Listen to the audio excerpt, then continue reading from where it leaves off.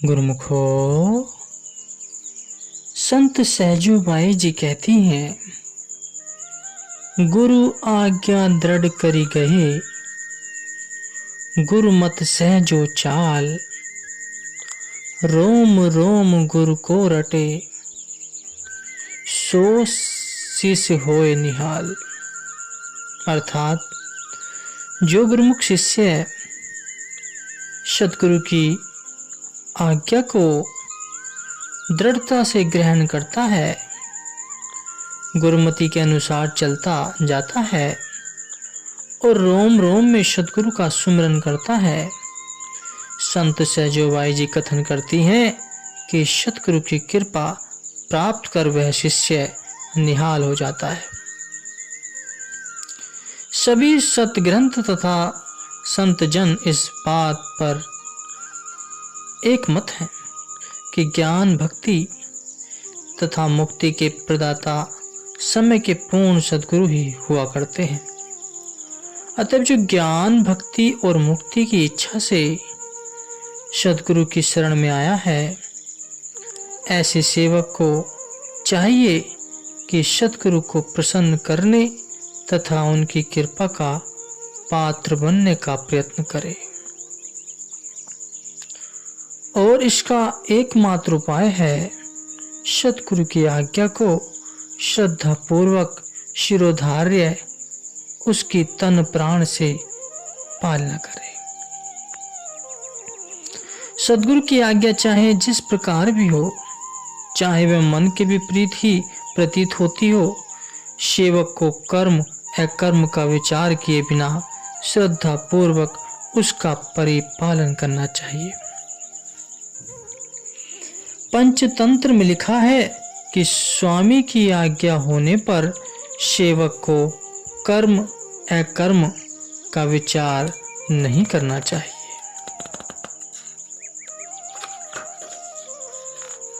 स्वामी की आज्ञा के समक्ष सेवक के लिए भय, भ्रम अथवा संशय कोई वस्तु नहीं है। फिर चाहे उसे सर्फ के मुख में जाना पड़े अथवा महासमुद्र में कूदना पड़े। परम संत श्री कबीर साहिब जी के वचन हैं, उल्टे सुलटे वचन को शिष्य न माने दुख, कहे कबीर संसार में शो कहिए गुरुमुख। वास्तव में देखा जाए तो श्री सद्गुरु देव जी की आज्ञा मौज में तो हमेशा सेवक का हित और उनकी भलाई छिपी होती है। वह उल्टी सुलटी होती ही कहाँ है।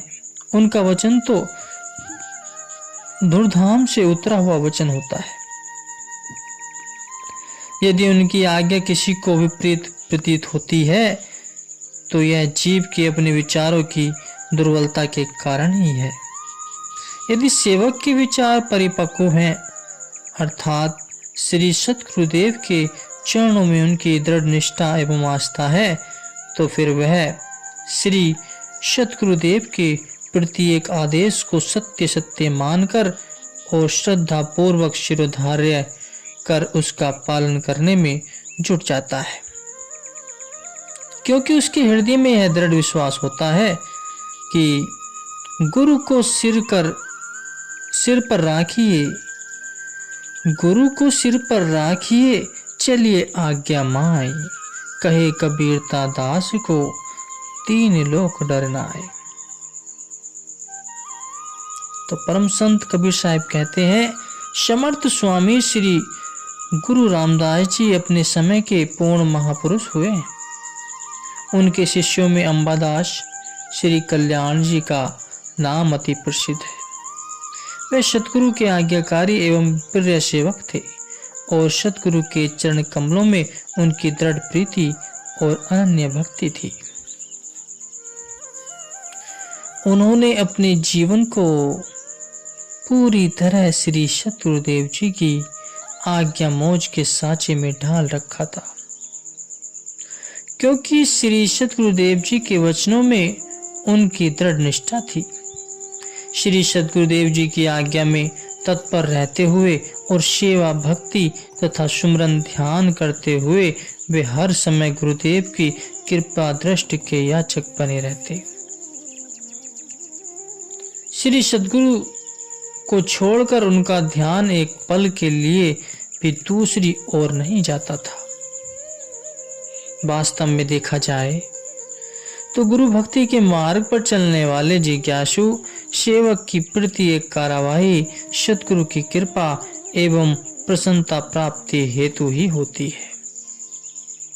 सद्गुरु की प्रसन्नता प्राप्त करना ही उनके जीवन का एकमात्र उद्देश्य होता है। और सद्गुरु की कृपा जहां सेवक पर उतरी तो समझो कि शिष्य का काम बन गया।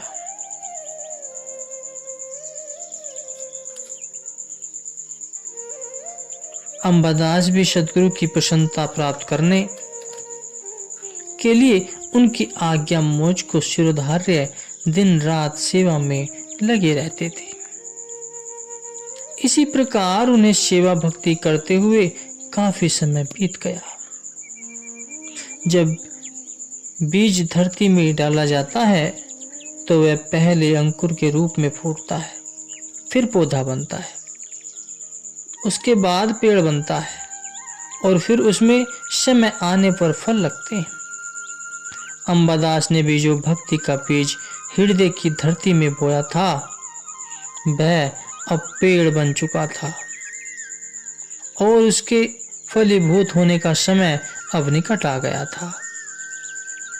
कि सेवक की कितनी कमाई है और तत्व ज्ञान की संपदा से माला माल होने का अधिकारी वह अभी हुआ है या नहीं, इस बात को सद्गुरु ही भली भांति जानते हैं। और जब शिष्य उसके योग्य हो जाता है तो फिर तनक भी देरी नहीं लगती। देरी तभी तक है जब तक आज्ञा की कसौटी पर सेवक खरा नहीं उतरता। जैसे ही वह इस कसौटी पर खरा उतरा कि वह सद्गुरु की पूर्ण प्रसन्नता एवं कृपा का पात्र बना और तत्वज्ञान की संपदा से माला माल हुआ। अंबादास के आज्ञा पालन एवं दृढ़ निष्ठा की अंतिम परीक्षा का समय भी आ पहुंचा। एक दिन सुबह सवेरे सद्गुरुदेव स्वामी श्री रामदास जी अपने शिष्यों के साथ घूमते फिरते एक वन में जा निकले और एक बहुत बड़े और पुराने बरगद के वृक्ष के नीचे सबको बैठने के लिए कहा। उस पेड़ के नीचे एक बड़ा गहरा कुआं था और पेड़ की एक शाखा ठीक उस कुएं के ऊपर लटक रही थी। शिष्यों ने मौज देखकर श्री सद्गुरुदेव महाराज जी के लिए तुरंत एक ऊंचे स्थान पर आसन बिछा दिया और समर्थ स्वामी जी श्री गुरु रामदास जी उस पर विराजमान हो गए। उसके बाद आपने शिष्य मंडली को भी बैठने के लिए आदेश दिया। जब सब बैठ गए तो गुरुदेव ने प्रवचनों की वृष्टि आरंभ कर दी। सेवक जन भी अमृतमय प्रवचनों का पान करने अपने जीवन को धन्य करने लगे।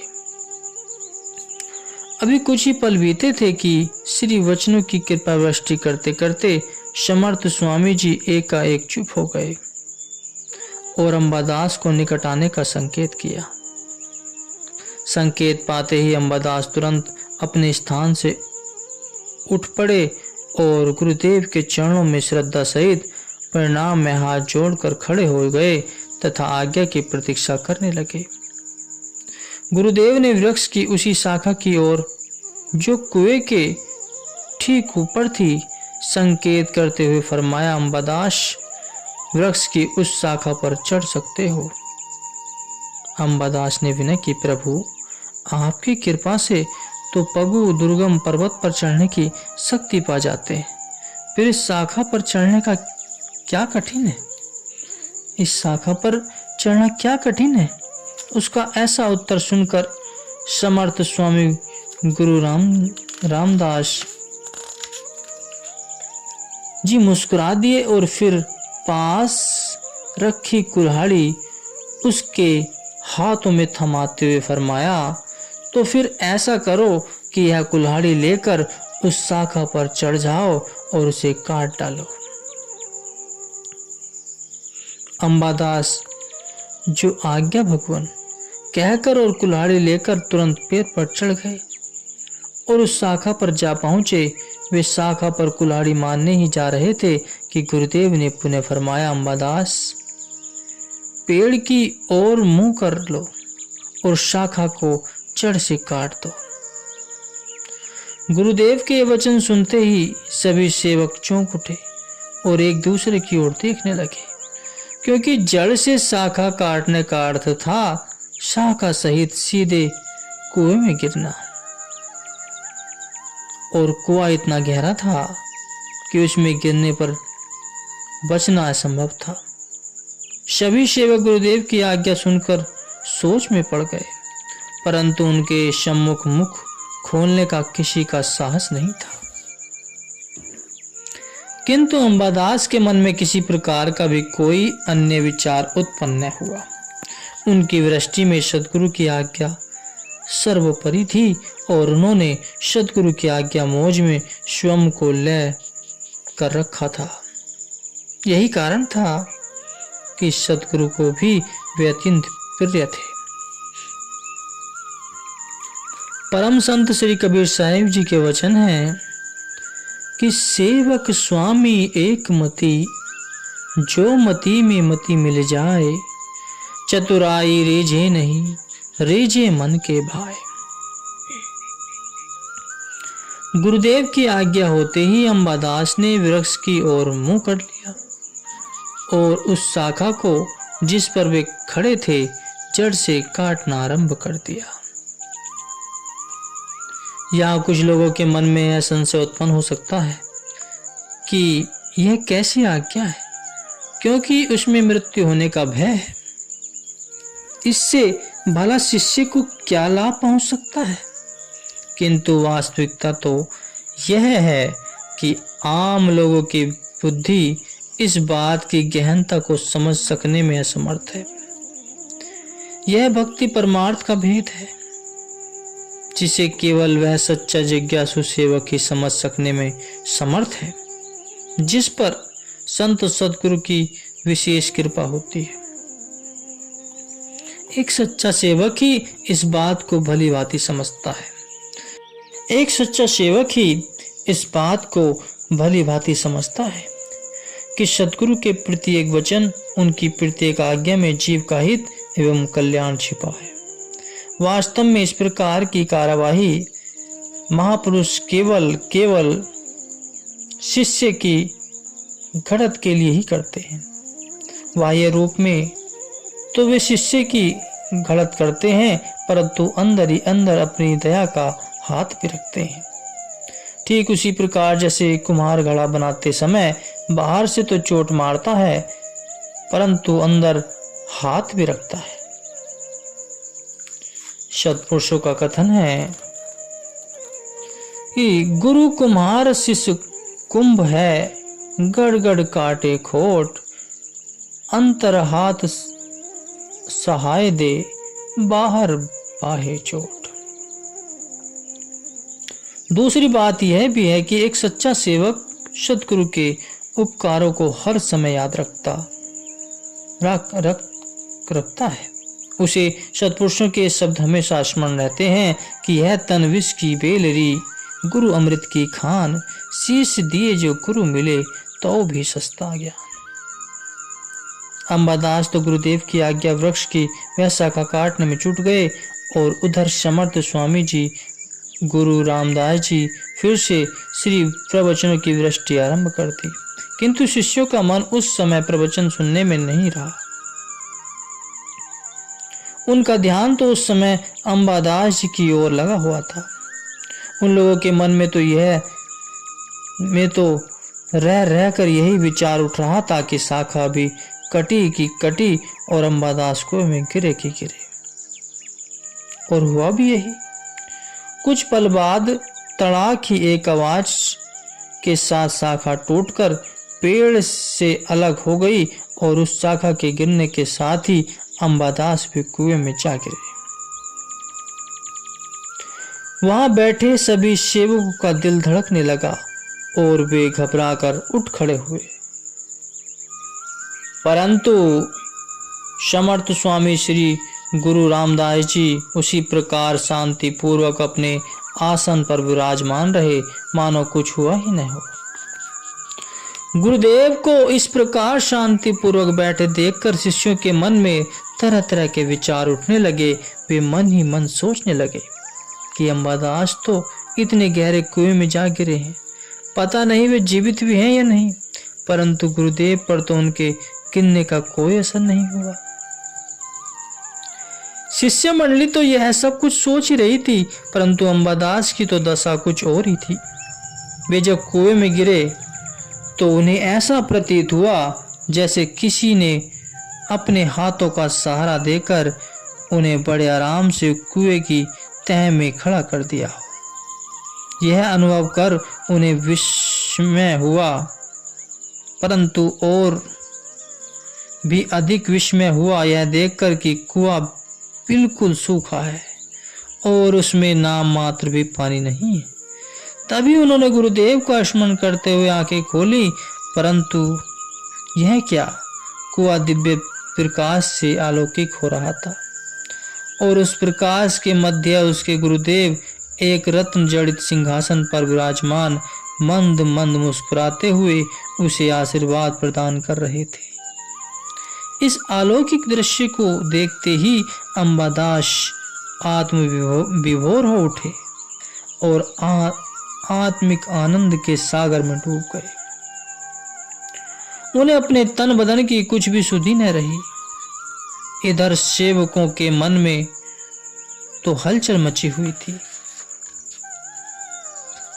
अंत उनसे रहा न गया और तभी कुएं के पास चले गए और अंबादास को उस गहरे कुएं से बाहर निकालने की युक्तियां सोचने लगे, परंतु उनकी समझ में कुछ न आया कि उनको कैसे बाहर निकाला जाए। तभी समर्थ स्वामी श्री रामदास जी ने अपने आसन पर बैठे बैठे ही उच्च स्वर से पुकारा, अंबादास तुम ठीक हो? गुरुदेव के वचन जैसे अंबादास के कानों से टकराए, उनकी बाह्य चेतना लौट आई और उनके साथ ही गुरुदेव का दिव्य स्वरूप तथा अलौकिक प्रकाश भी तिरोहित हो गया। तभी गुरुदेव के वचन पुनः उनके कानों से टकराए, अंबादास तुम ठीक हो? अंबादास ने उत्तर दिया, प्रभु आपकी असीम कृपा से सेवक बड़े आनंद में है। गुरुदेव ने पुनः फरमाया, इतनी देर से कुएं में क्या कर रहे हो, शीघ्र बाहर आओ। अंबादास ने विनय पूर्वक उत्तर दिया, प्रभु अभी आया। यह कहकर अंबादास ने बाहर निकलने के लिए जैसे ही ऊपर दृष्टि उठाई तो क्या देखते हैं कि वे कुएं की मुंडेर के बिल्कुल नीचे खड़े। वे पहले तो आश्चर्य में पड़ गए और सोचने लगे कि कुआं तो बहुत गहरा है, फिर मैं इतना ऊपर कैसे आ गया। परंतु फिर लीला में गुरुदेव की कृपा जानकर वह गुरुदेव की जय जयकार करते हुए छलांग लगाकर कुएं के बाहर आ गए और श्री चरणों में सिर रखकर श्री गुरु चरणों को प्रेमाक्षों से पखारने लगे।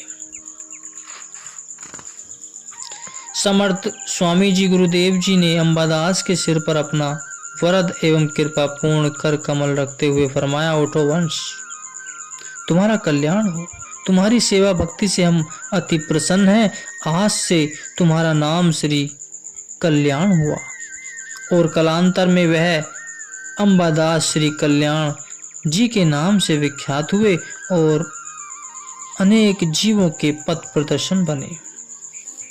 श्री परमहंस अद्वैत मत के द्वितीय आचार्य प्रातः स्वर्ण श्री 108 श्री स्वामी स्वरूपानंद जी महाराज आगरा में सन 1907 ईस्वी से लेकर 1917 ईस्वी तक अपने सदगुरु देव प्रातः स्मरणीय जगत वंदनीय श्री 108 श्री परमहंस दयाल जी श्री प्रथम पातशाही जी की श्री आज्ञा शिरोधार्य कर कठिन तपस्याचर्या में लीन रहे और जून सन 1916 ईस्वी की बात है।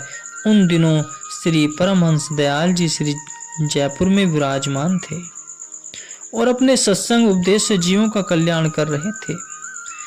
आपके श्री द्वितीय पातशाही जी के दिल में अपने सद्गुरुदेव श्री परमहंस दयाल जी के श्री दर्शन करने की तीव्र अभिलाषा उत्पन्न हुई।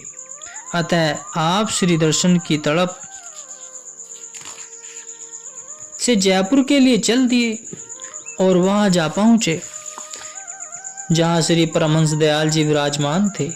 आपने श्री चरणों में पहुंचकर दंडवत प्रणाम किया।